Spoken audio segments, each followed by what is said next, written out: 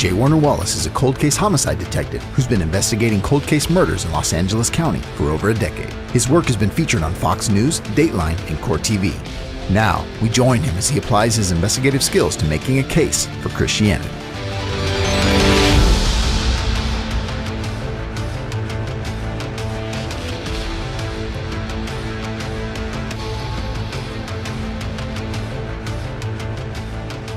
What I want to do today is share with you some of my process. The only way I knew to determine if Christianity was true was to take the same approach I took with my cold cases. And the first pastor I ever sat in front of was a guy who said that Jesus was a really smart guy. And that was enough to get me to buy a Bible. And it was from there this whole thing started. Now I want to start in a kind of funny, weird way, talking about the resurrection. I want to introduce you to a nightstand. This is a nightstand at a house where we were called a number of years ago to do a DBR. It's a dead body report. Somebody had died here, was dead in her bed. This was her nightstand. We knew this woman for years because she was a very committed drug addict. I actually had worked her as a bank robber. Now she's reportedly dead in her bed, and this is the nightstand that the officers saw sitting next to her bed. I'll get a little closer for you. You can see she's a heroin addict, so she's got her heroin needles here. She's cooking that heroin on that can. But she's also smoking rock cocaine to kind of balance out her day. That combination is not healthy. Now, since we had known her and taken her to jail for drug abuse for years, what do you think the officers thought this was going to be, even before they got there? Overdose. So they get there, and sure enough, she's dead in the bed, and this is her nightstand. So they said, okay, let's call the coroner's office. About an hour and 15 minutes, they're waiting around in the bedroom, shooting the breeze, waiting for a coroner's investigator to get there. The investigator finally gets there and pulls down the covers, and she's been stabbed to death. They didn't even bother to pull the covers down. First principle of investigations: do not have a presupposition that keeps you from investigating something. Don't think you know the answer before you even start investigating. Because if you think you know the answer to this, a good chance you're not going to get to the right point. You're going to miss something. So what we're trying to do here is figure out what is the most reasonable inference from evidence, because that is the jury standard. By the way, we're not trying to prove things beyond a possible doubt. I could never prove anything. I've never had a case I could prove beyond a possible doubt. We have a jury instruction for this. We're aiming for reasonable doubt. That's a lower standard. That makes sense? Anything and everything is possible, but not everything is reasonable. There are philosophers, serious philosophers today, who believe we are in a universe that is nothing more than a computer simulation. That's possible. But is that reasonable?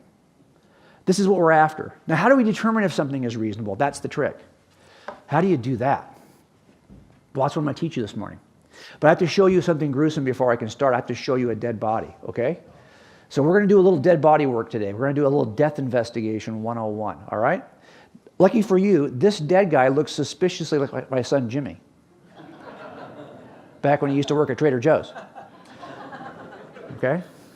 So you can tell how old this presentation is. Now, when we find somebody's dead in a room, we're not quite sure we have a criminal case yet, because there are more than one way. There's 4 ways to die. Only one of those ways is criminal. We got to figure out which of these 4 ways this guy died. How we do that is we make a list of evidences and compare the evidences to the explanations in the room. How can we explain what we're seeing in the room? So far, the only evidence we have is a dead guy laying face down. How do you explain dead guys laying face down? Well, he might have died by some natural cause. He might have accidentally died. He might have killed himself. He might have been killed by somebody else. These are the 4 ways that people die. The question is, which of these ways is most reasonable? And I know people are taking photographs. I'm going to send you this whole video. You're going to get it today. I'm going to send it to you today by text. So just relax. Don't take any pictures, okay? This is a 17-hour course I teach at Biola. There's no way I could do the whole thing here. So I'm just going to send you all the material, okay? Does that sound good? All right. So what do I do so far? I got a dead guy laying. Can I cross out any of these possible explanations given the evidence in the room so far? Not really. I mean, if he had a heart attack, he would look like that. If he accidentally took too many pills, he would look like this. If he intentionally took too many pills, he would look like this. If I poisoned him with too many pills, he would look like this. So far, everything is not only possible, it's all equally reasonable. Let's change our scenario. What if he's a dead guy laying face down, but he's in a pool of his own blood center torso? That would change things. Let's add that to our list. Can I cross out something now? What can I cross out? Yeah, I mean, look, is there some rare medical condition in which you could bleed from no opening in your center torso? Maybe possible, but I'm not after possible. I'm after reasonable. I can cross that one out. But until I roll him over, I can't cross out anything else. Let's change our scenario. What if he's a dead guy who's laying face down in a pool of his own blood, and now he's got a big honking knife sticking out of his back? Okay, why are you laughing at the knife in the back part? I don't know. By the way, this is my resurrection talk for Easter Sunday. At churches, which is like a weird kind of a talk, right? Okay, so now we have to add this piece of evidence. Can I cross out something here? I think I can at least cross out. I mean, I don't know how you could accidentally get me. It's possible, but I'm going to go ahead and cross that accidental. But it is low enough that I could do this to myself. And we see a lot of crazy suicides because a lot of the suicides we investigate are drug-induced suicides. So I'm going to leave that last one in for now. Let's change the scenario, though. What if he's a dead guy laying face down in a pool of his own blood with multiple stab wounds, upper back? This changes things. And now I think we have to kind of at least, I think I can cross out suicide, unless you're just incredibly gifted, flexible, and have a high tolerance for pain. But for sure, if there was bloody footprints leading out of the room, you would know there's no way to explain that. So if I added that additional element, now we have a good reason to believe that this is a homicide. Are we all on the same page here so far?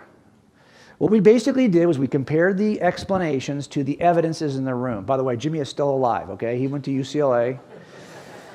I went to UCLA. We are both Bruins, okay? My son David is a doctor. He went to USC. He's a communist, okay? Just so you know. That's the difference, basically, between those two things. Now, this process that we just talked about is a process known as abductive reasoning, and I drew it in the book so you can see it. This is from Cold Case Christianity.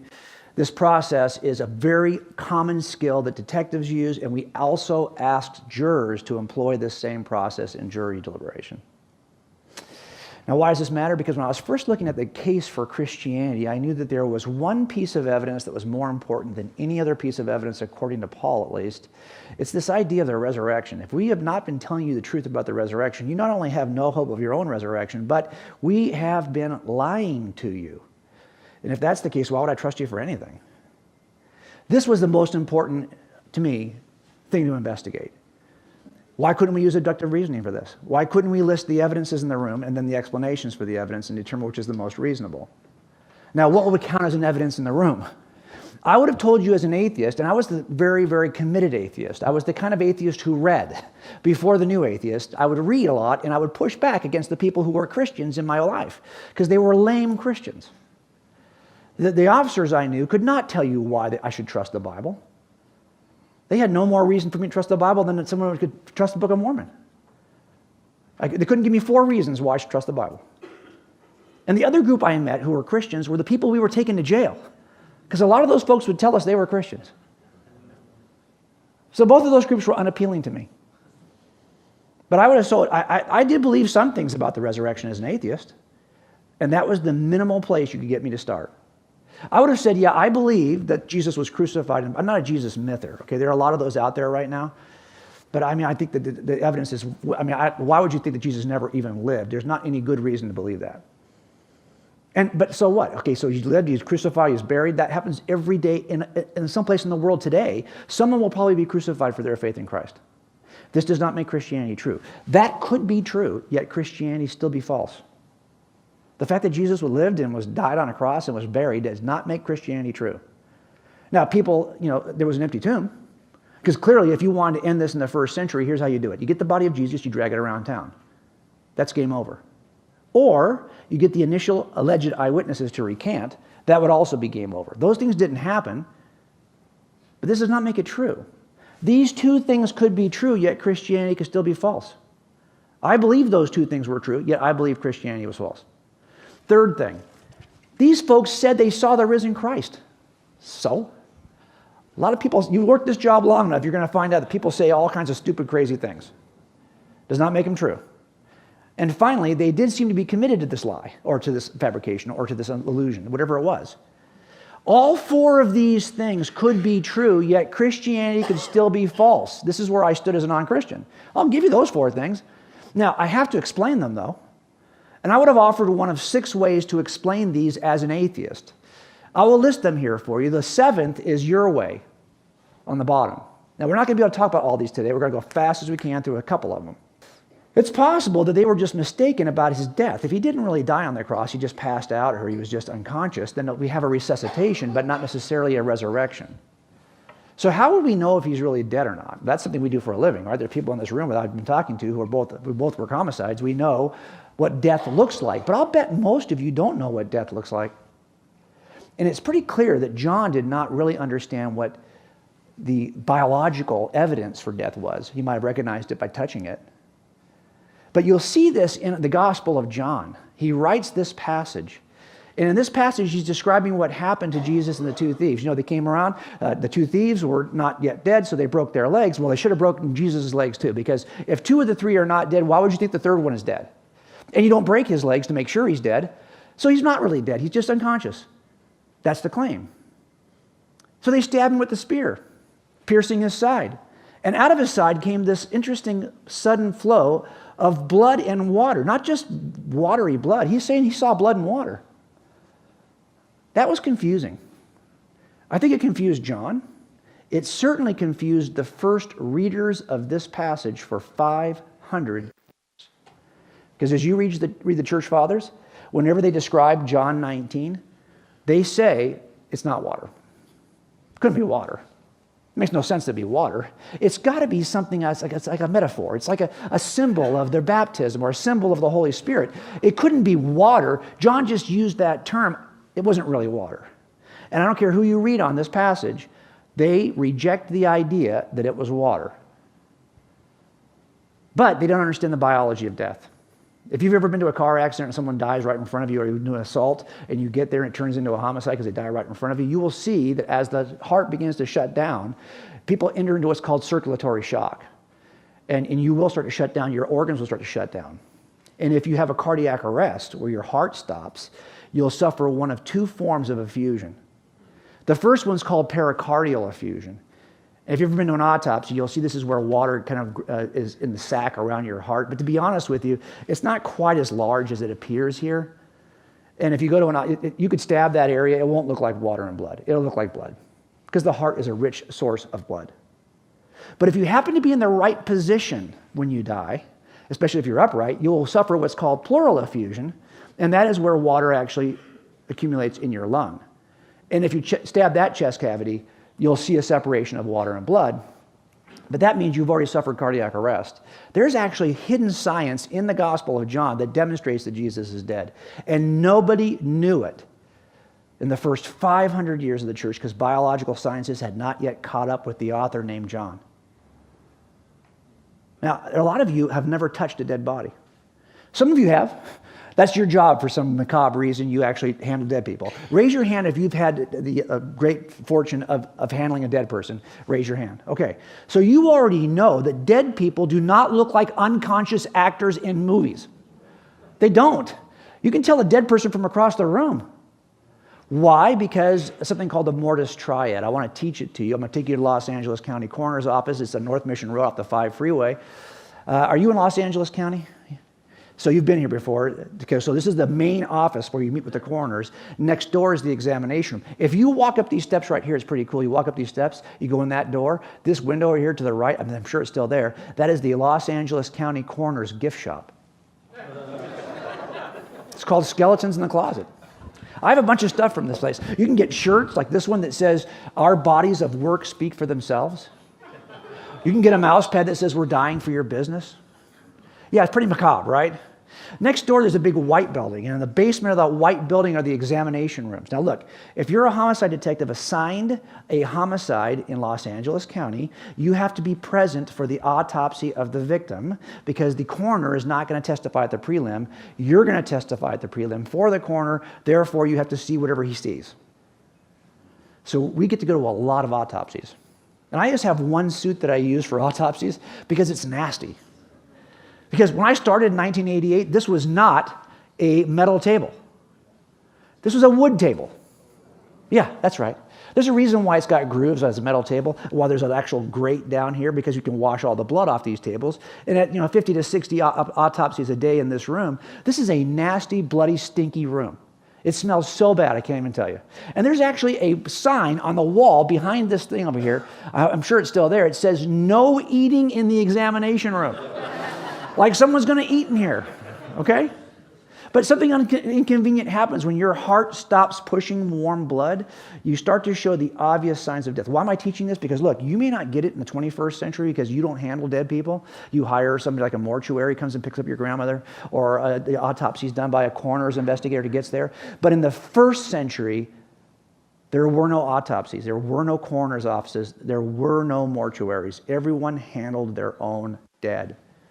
You don't know the mortis triad, but don't tell me they didn't know it. You think they missed this? The first thing that happens is you start to cool down. No hot blood coursing through your veins. You will be cooler to the touch. You're not going to notice this when handling the body of Jesus? It's possible. I don't think it's reasonable, though. That is called algor mortis. Also, when I take you off that cross, you're not just going to flop back down. You're going to be stiff because you begin to stiffen up after you die. That's called a rigor mortis. You notice it. Your skin is even less. As an old guy, I hate the fact that when I pinch the skin on the back of my hand, it doesn't snap back like it used to, right? Well, when you're dead, it snaps back even worse, okay?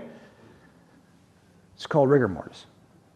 But the big giveaway is that when you die and your heart stops pushing blood, gravity begins to draw blood. And that means if you die on your back and I roll you over, you'll be discolored on your back. You'll start to swell at the lowest points where blood is no longer moving back to your heart. It's just starting to settle because of gravity. If you die in an upright position, your feet will turn purple and they will swell. That is called liver mortis. This is the mortis triad.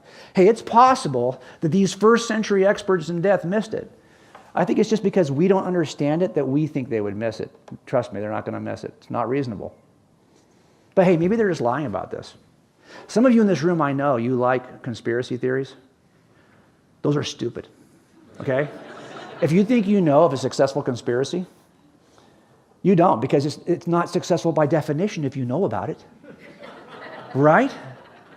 It turns out, if they're lying about this, there are 5 things that are necessary to complete a criminal conspiracy. We know how about this. We have to use these 5 things to break conspiracies. I'm going to teach it to you. These are the 5 things you have to be successful in a conspiracy. 1, you want the smallest number of co-conspirators. Not rocket science, right? 2 people can keep a secret longer and better than 22 people. 2, you want it for the shortest possible amount of time. The best conspiracies are where 2 people commit a crime together, then one kills the other. Awesome conspiracy. Only 2 were involved, and now it's over. 3, you have to have excellent communication between co-conspirators, because we're going to jam you up and start asking questions. We're going to separate you, right? First thing we're going to do is separate you. Why are we doing that? Because we know unless you can communicate, you will not have all the same details perfectly memorized. So you need good communication. I just talked to the detective, and I told him this, so you can repeat it to me. Of course, I'm going to get in the weeds when I do the interview, so there's no way you're going to have covered that stuff in advance. 4, if you've got a close familial relationship with somebody, there's a better chance you're going to protect that person than if you don't. And 5, if you can avoid pressure, this can go on forever. If no one's asking questions, no one's going to catch it. These are the 5 things that are needed to successfully complete a conspiracy. If you're telling me that the Christian disciples were lying about the resurrection, then they have to have these 5 things. And if you ask me, already it's too big a group. It's not just James and Peter and John. It's not just the 12. How many do we have in the upper room? They're picking a replacement for Judas. And from people who had seen the Christ, seen Jesus from the baptism to the resurrection. And what does Paul tell us? And the oldest creed in all of Christendom is in 1 Corinthians 15:3. Right? For I delivered to you as of first importance what I also received, that Christ died for our sins according to the Scripture, that he was buried and raised on the 3rd day according to the Scriptures, that he appeared to Cephas and then to the 12. After that he appeared to more than 500 of the brethren at one time, most of whom remain until now, but some have fallen asleep. 500? That's right. So how big is this group? Too big. That's the problem. Let's play a game of Clue together. Okay, old school Clue. This is the old school Clue board. So our game is going to be a little bit different. We'll take the area around where Jesus did his ministry. Our game pieces will be the disciples. The first part of this game is how long do these, there's already too many, by the way. This group is already too large. It's not 12. It's over 500 people. It's too large. I'm already out. But if they only have to hold it for a minute, they could probably do it. But it's not a minute or 6 minutes or 6 hours or 6 days or 6 months or 6 years or it's 6 decades. You want me to believe that this group of over 500 people kept this without anyone ever breaking or recanting for 60 years? No, that to me doesn't seem reasonable. It's possible. And by the way, the next thing is going to be communication. Are they able to talk to it and like line up their stories? Okay, they're not in this holy huddle. They're all over the game board. So this dude over here, Thomas, has no way to communicate with Matthew. And by the way, as they're snapping fingers off of Thomas, they're telling him already, hey, Matthew's already told us the whole story. Confess to it, confess to it. He's not confessing to it. He's not changing his story. Hey, Paul's already drinking margaritas over here, okay? Come on, tell us the truth. He's not changing his story.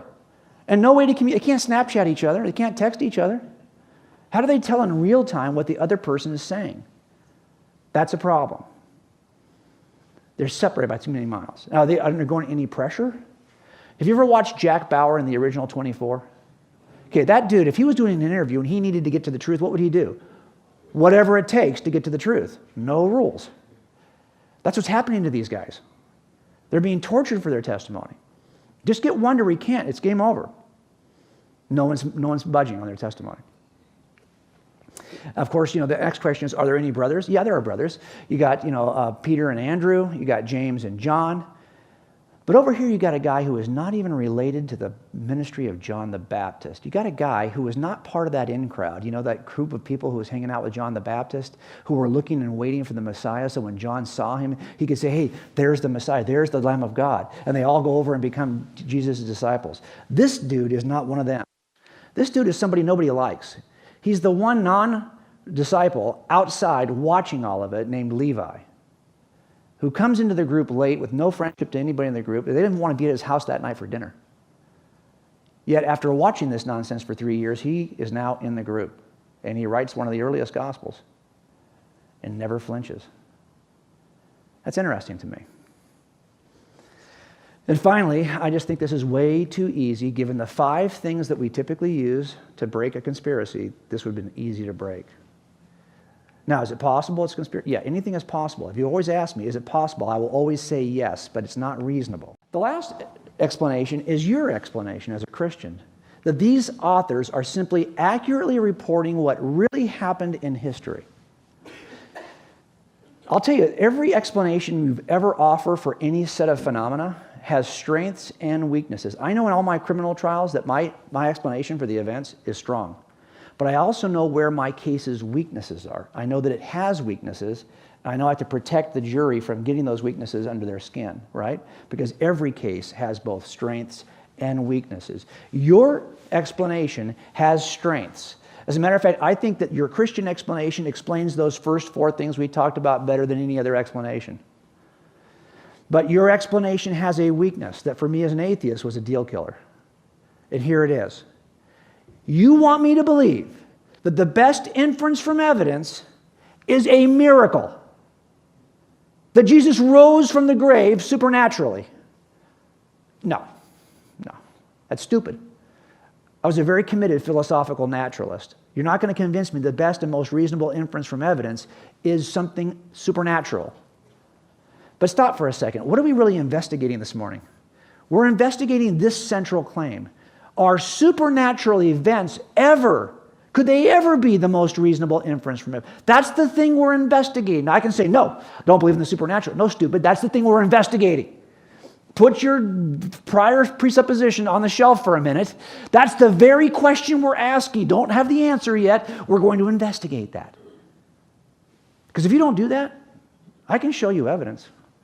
I do entire talks where I just talk about how early these documents are. You'll find a way to jump over that because you don't believe in the supernatural.